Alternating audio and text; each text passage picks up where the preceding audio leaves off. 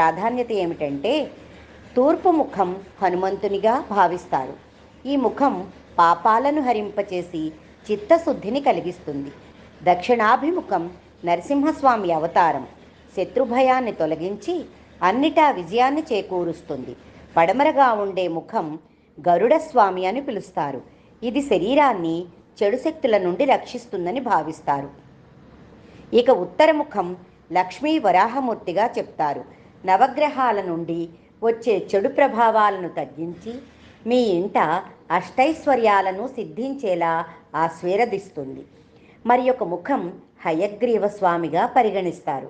ఈ ముఖం జ్ఞానం, విజయం, మంచి జీవిత భాగస్వామిని, సంతాన ప్రాప్తిని కలిగిస్తుందని, జీవిత సమస్యలను తొలగిస్తుందని నమ్ముతారు. తుంగభద్రా నదీ తీరంలో ఆంజనేయ స్వామి కోసం శ్రీ రాఘవేంద్ర స్వామి తపస్సు చేయగా